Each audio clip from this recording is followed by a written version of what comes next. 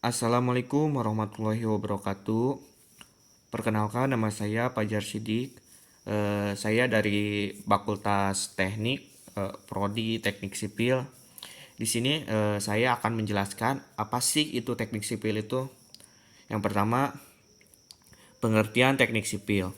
Teknik sipil adalah salah satu cabang ilmu teknik yang mempelajari tentang cara merancang bangunan dan infrastruktur untuk memenuhi keperluan manusia di sektor publik. Sebagian besar bahasan teknik sipil berkaitan dengan konstruksi. Teknik sipil diperkirakan telah diterapkan sejak 4000 tahun sebelum Masehi, bersamaan dengan pembangunan piramida di Mesir dan tembok besar Tiongkok di Tiongkok. Ilmu teknik sipil menggabungkan pengetahuan matematika, fisika, kimia, biologi, geologi, lingkungan, hingga komputer. Teknik sipil dikembangkan sejalan dengan teknik kebutuhan manusia dan pengerakannya pada masa kini. Teknik sipil telah memanfaatkan teknologi, mahadata, dan internet untuk segala. Teknik sipil berbeda dengan arsitektur, tetapi dalam pelaksanaannya saling berkaitan, khususnya pada proses perencanaan dan desain bangunan. Yang selanjutnya adalah bidang ilmu teknik sipil. Yang pertama, struktur. Yang kedua, geoteknik. Yang ketiga, manajemen konstruksi. Yang keempat, transportasi. Yang kelima, hidrologi. Yang pertama, struktur. Struktur adalah bagian-bagian yang membentuk bangunan seperti pondasi, slop, dinding, kolom, ring, kuda-kuda, dan atap. Pada prinsipnya, elemen struktur berfungsi untuk mendukung keberadaan elemen non-struktur yang meliputi tampak, interior, dan detail arsitektur sehingga membentuk satu kesatuan. Setiap bagian struktur bangunan tersebut juga mempunyai fungsi dan peranannya masing-masing. Kegunaan lain dari struktur bangunan yaitu meneruskan beban bangunan dari bagian bangunan atas menuju bagian bangunan bawah, lalu menyebarkan ke tanah. Perancangan struktur harus memastikan bahwa bagian-bagian sistem struktur ini sanggup mengizinkan atau menanggung gaya gravitasi dan beban bangunan, kemudian menyokong dan menyalurkan ke tanah dengan aman. Yang selanjutnya adalah geoteknik. Di dalam dunia teknik sipil, ilmu geoteknik merupakan hal pokok yang sangat krusial dalam pembangunan suatu infrastruktur.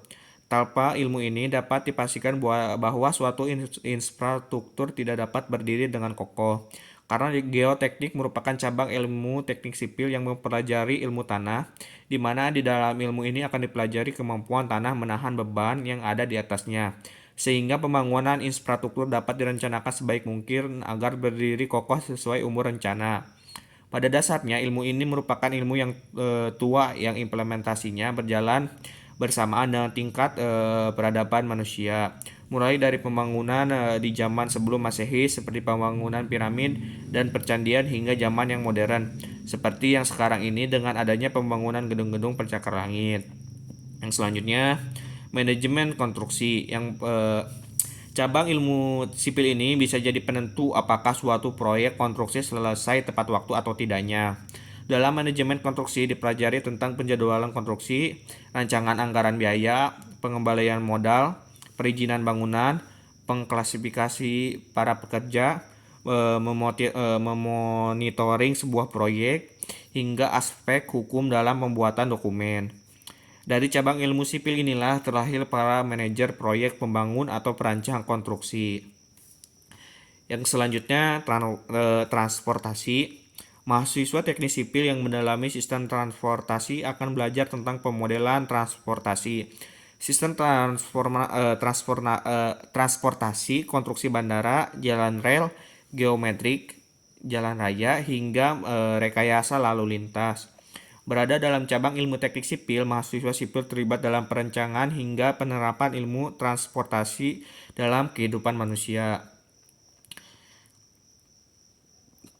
Yang selanjutnya adalah hidrologi. Hidrologi adalah ilmu yang mempelajari tentang terjadinya air, pergerakan air, dan distribusi air di bumi, baik di atas, pada maupun di bawah permukaan bumi, tentang sifat fisik kimia air serta reaksinya terhadap lingkungan dan hubungannya dengan kehidupan, Secara umum dapat dikatakan bahwa hidrologi adalah ilmu yang menyangkut masalah kualitas dan kualitas air di bumi.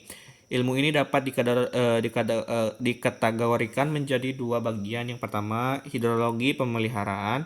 Yang kedua, hidrologi terapan. Sekian yang dapat saya sampaikan. Mohon maaf apabila ada kesalahan. Wassalamualaikum warahmatullahi wabarakatuh.